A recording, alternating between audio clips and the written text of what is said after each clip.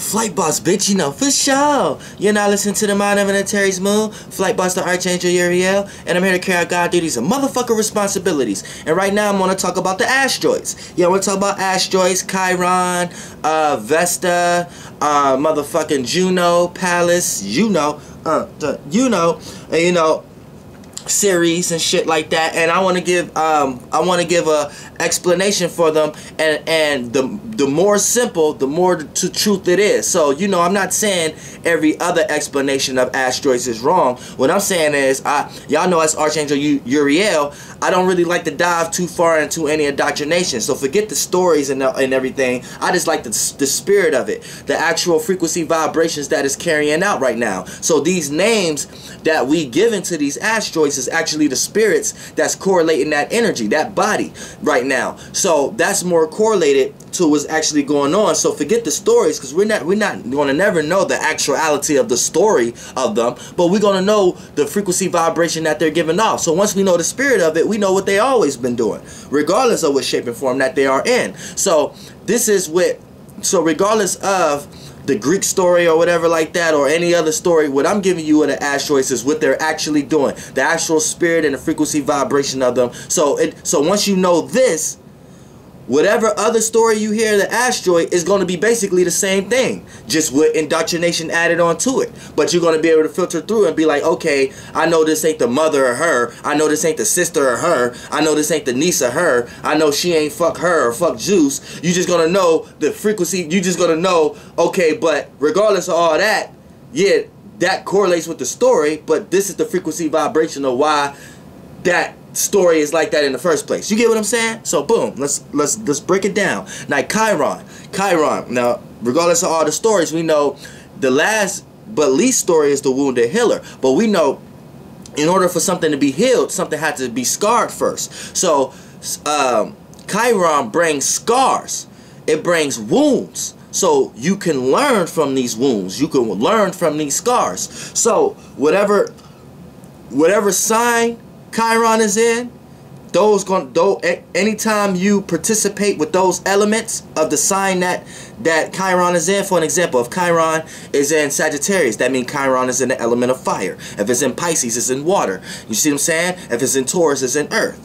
You see what I'm saying? So whatever sign it's in, that's going to be anytime you have any type of interaction with that element as you yourself. So any person, place, or thing, you could be in a place that's correlated with a certain, like for an example, school. School is correlated with a lot of air and a lot of earth. So that means structure, and that means thoughts and intellect and information. So anytime you're in a school, you may correlate with a little bit of that element. You see what I'm saying? So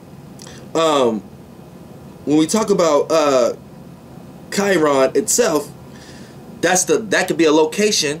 A person is a person who got a lot of this energy or whatever your Chiron is at. So whenever you get in contact with these people, places, and things with a large amount of this energy, it's gonna create a portal that create a scenario, aka an experience in your life where you're gonna cause a wound or a scrape, and you're gonna have to learn how to walk from that crawl. You see what I'm saying? So that's going to be whatever sign Chiron is in. Now, whatever house Chiron is in is going to be what area of life this going to most likely take place. So if it's in a third house, it's going to most likely take place in your house in the area of life of your surroundings, your neighborhood, your friends, or anything dealing with what you're familiar with. As long as you're familiar with it, that's your third house. So it could be a person, place, or thing, gift, talent, trait, something you learned along the way. Long as something that you're familiar with, it's not new experience or something you don't really know, you're familiar with it, it's close to your close proximities, that's going to be your third house. That's going to be the area of life that all your scrapes and wounds and falls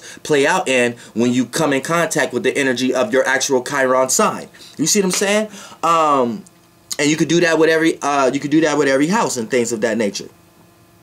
Now, when we talk about Ceres, now Ceres is more like, you know, Ceres, regardless of the stories that it got, like, you know, whether it's the sister or the other half of Jupiter or things of that nature. This is what you need to understand what Ceres is doing in general. So you just know the spirit. So the spirit could come in a male or female 2,000 years from now and be that body that's ship transformed and the spirit that's taking it may be a new name, but for the most part, this is the duties and obligations that they're carrying out. Same way Archangel Uriel been carrying out the same duties and obligations, no matter what shape and form, what level of life or dimension he got them in. You see what I'm saying? So for the most part, when we talk about motherfucking Ceres is like the young mother. So take out all the aspects of everything else. Just think about the frequency vibrations, the spirit of a person that's a young mother is in, or a young father.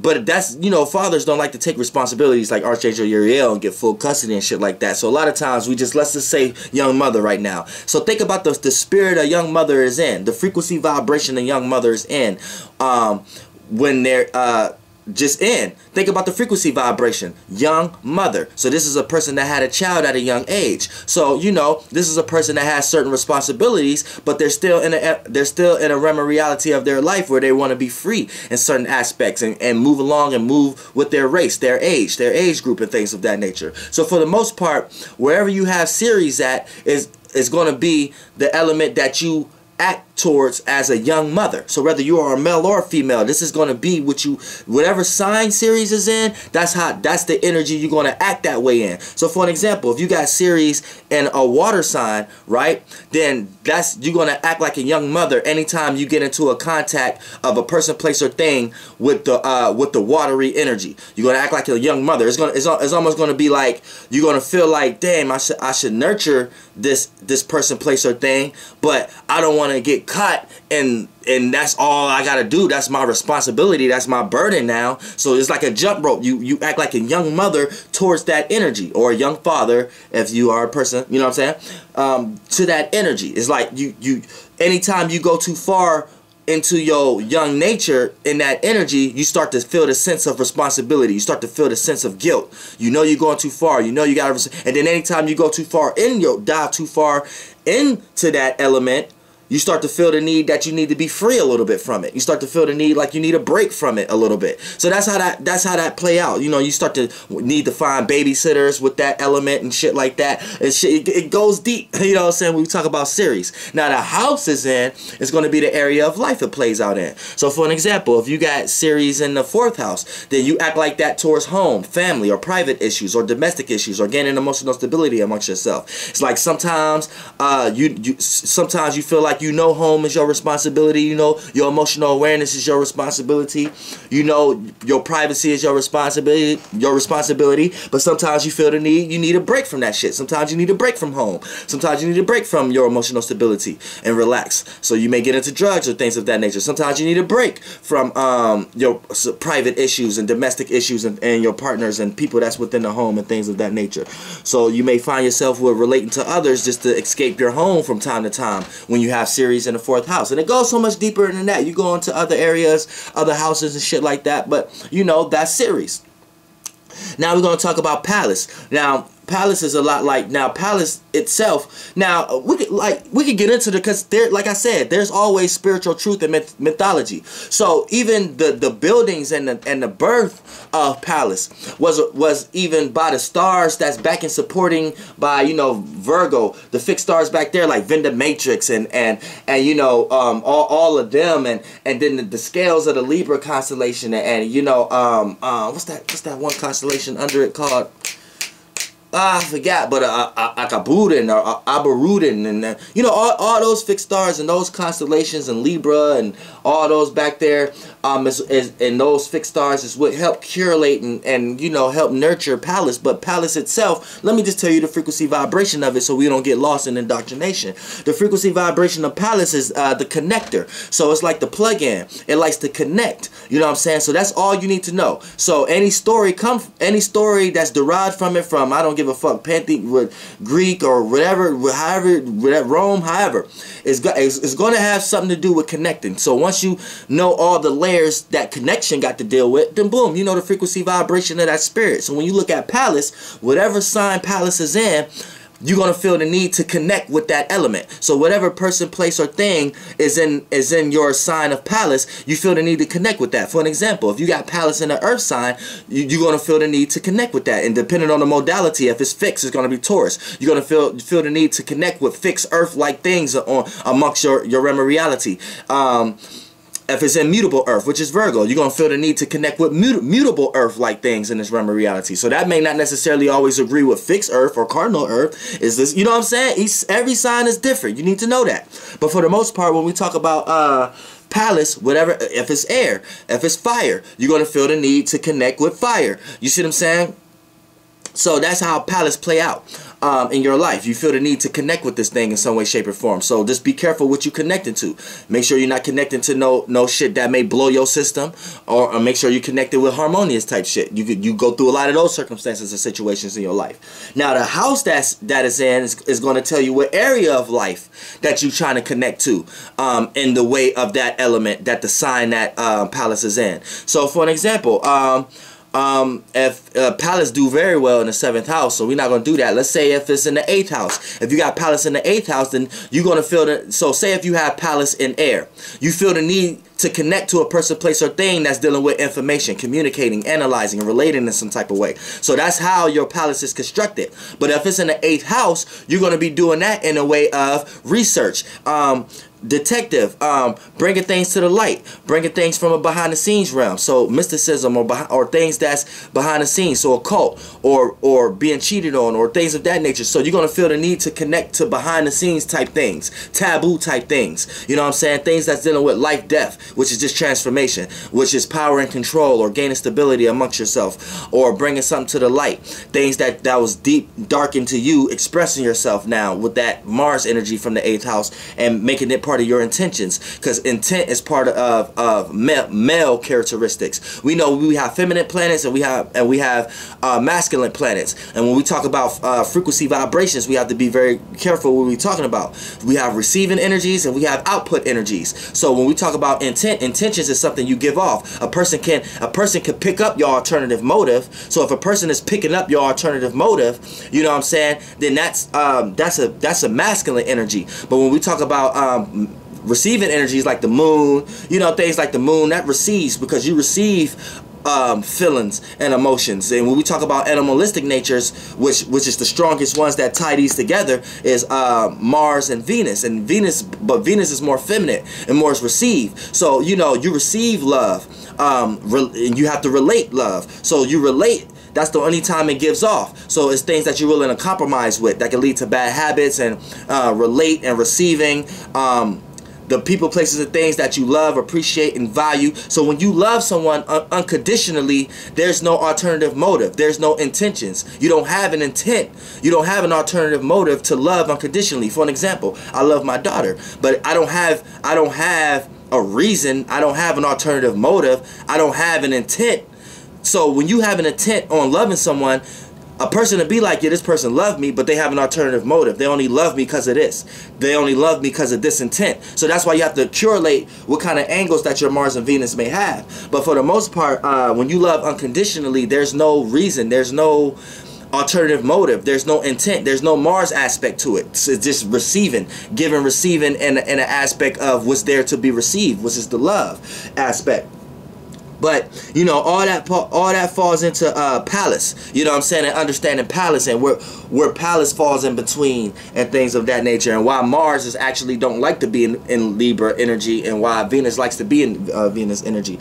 But when we talk about Pallas being in the 8th house, it has to deal with a lot of Mars. You know what I'm saying? A lot of Pluto there, because Mars, that's Mars home. So you know, Juno Pallas may not always be welcome, but you know, they have to wipe or take off their shoes on the carpet before they walk on the carpet. You know, that's what Mars gonna tell motherfucking Pallas, you know, in the 8th house or the 1st house. But for the most part, Pallas, you know, it likes to connect, and it's gonna connect with the unseen realm. And so Pallas in the 8th house always gonna connect with alternative motives. So if you're a person who got a lot of alternative motives, which is hidden, right? Pallas in the 8th house is going to be able to connect to that, because Pallas is going to be able to understand Mars, or understand the behind the scenes realm, or understand a person's alternative motives and shit. You see what I'm saying? Which is the 8th house. Now when we talk about then we got Juno. Now Juno is like the scorned person. So if you are a female that been cheated on, or you a male that been cheated on, and you are scorned, think about all the situations when it comes to scorn. Think about how you look at that person when you are scorned. That's Juno. So whatever sign you have Juno in, that element is what you're going to be scorned to. You're going to look at that element as worthless to you, or pointless, or fuck that element. That element do something wrong to you every time. Do you wrong. That's how you're going to feel. So for an example, say you got Juno and fire. Then anytime you're around any kind of inspiration or expression or creativity or visions, or around a person, place, or thing that's taking that kind of element, you're going to feel like that's worthless. You're going to feel like that's pointless. So when somebody come up with an idea or some type of creativity, you shoot their creativity down. You shoot their expression down, or something like that. Or you just look at it like it's pointless or worthless. Or if you got Juno and water, you looking at people's emotions and feelings as worthless. You look at emotions and feelings like, oh, that's worthless, that's pointless. And anytime you dive into emotions and feelings, you end up manifesting an experience in your life that make you feel like, ah, man, I better not do that again. Fuck that shit. That shit did me wrong. Even with the fire, with Juno on fire, anytime you jump into trying to be expressive, or trying to initiate, or trying to be creative, you experience somebody trying to shoot your creativity down or something like that. You like, all right, man, next time I'd rather not show my creativity. I'd rather just have it in the household till it's perfected. You know what I'm saying? To put you in shit like that. So you know, and so that whatever element is in, whatever sign is in, that's going to be the shit you the shit you scorn to. Now the house is in is going to be where area of life this takes place. So for an example, say you got Juno in the 10th house, then you're going to be scorned to 10th house type things. So how you're seen, your career, your status, what you're known for, your popularity or your lack of popularity. You're going to feel like that's worthless, that's pointless. You're going to feel like trying to be seen a certain way is pointless. You're going to feel like certain career goals is pointless. You're going to feel like certain status is, you know what I'm saying? You're going to feel like that shit is, and anytime you dive into that shit, it's going to make you feel like why you shouldn't have in the first place. You see what I'm saying? So that's Juno. So you can understand it from a frequency vibrational level. And then last but not least, let's talk about Vesta. Now Vesta is like your task. So Vesta is your task. So so all the stories behind it gonna lead to the same scenario. So Vesta, whatever sign you got Vesta in, you feel like that element, you feel like that's your duty and obligation. Same way I feel like God is my duty and obligation, because God ain't no shape and form. So I took the job of that. You feel me? You know what I'm saying? God love that. How you love that? We're going to expand around here. How you love that? How you love that, motherfucker? But you know, Vesta, you're going to feel the necessary need to do that with that element. So for an example, say you got Vesta in Earth. You feel the necessary need to, you feel like that's your task. And when you look at Earth, that's practicality, nurturing, growth, stability. You know what I'm saying? You feel like that's your task in this world. To be practical, to be logical, to make sense out of shit. You know what I'm saying? If you got Vesta in water, you feel like dealing with the emotions to feel it. You feel like that's your task, to handle your emotions, your emotional state. When someone else going through emotional chaos, to help them out. You know, you feel like this is your task and duty and things of that nature. Now that house it's in is going to tell you what area of life. So for an example, say you got Vesta in the 11th house. You're going to feel like your task is to associate yourself with shit, to create or be a part of some type of organization, to have associates, or be a part of some type of association, to deal with technology and gadgets and phones and astrology or mysticism or occult in some type of way, or some type of uniqueness or originality in some way, shape, or form. You're going to feel like this is your task. You're going to feel like you need to practicalize and make part of your task being in the public in some type of way, or handling the public, or organizing the public. That means being a manager of something, you know, or of a location or something like that. So, you know, you feel like these are your tasks and things of that nature. So, you know, it plays out in so many ways. Vesta in the first house, you feel like your personal issues and your affairs is your task. Your personal affairs is the people, places, and things in your life. You feel like that's your task, something that you have to keep structured, to keep on foundation. Or your personal issues, your personal inner insecurities or inner things you need to take care of. You feel like that's your tasks and duties. And then your personality or other people's personal issues and affairs. You feel like this is your task or your personality, to express your personality in certain type of ways. You feel like that's your tasks and your duties and obligations. So that's how to look at the asteroids in the most. And so anytime you dive and listen to others or get into stories of the asteroids, this, when you could go back to, this is the most simplest frequency vibration of it. So you will always remind yourself when you're thinking of the asteroids, like, oh, okay, same way how you think of the sun. The sun is your actions and the way you act, and what other people can see from you, and what you, and how you see things, how you view things. The moon, your reactions and how you respond to the world that you in and who you are. You know what I'm saying? Mercury, how you think, communicate, and analyze. Venus, how you love, appreciate, and value. Mars, your passions, desires, and intentions and alternative motives. You see what I'm saying? Jupiter, your wisdom and knowledge, meanings and reasonings, which is causes the experiences, which cause expansion within the mind. So once you start to look at the asteroid, Saturn, how you look at reality and gain structure in your life based upon a person, place, or thing, or a job. So once you start to look at the asteroids, you're like, oh, okay, it's like the same kind of shit. You know what I'm saying? Chiron, okay, it's gonna bring scars. So it's how I get scarred. It's how I scrape myself. You know what I'm saying? Ceres. It's how I take care of my childish responsibilities. You know what I'm saying? Pallas is how I connect. Oh, okay. Juno, okay, it's the shit I'm scoring to. How I'm scoring. Vesta, oh, it's my task. It's where my task at. Okay, and shit like that. So you know, it's getting you an understanding on how to always go back to this shit. So, Flight Boss, bitch, you know, for sure, goddamn. And goddamn, y'all gotta know this too. Asteroids be very close to Earth. So, asteroids be sometimes is way more important than your motherfucking planets at times. They create more experiences and influence that impact way faster. Like, sometimes planets take, like, weeks, months, days to come into fruition. Asteroids be taking, like, hours to come into fruition in your life. So, be careful. You know what I'm saying? Flight Boss, bitch.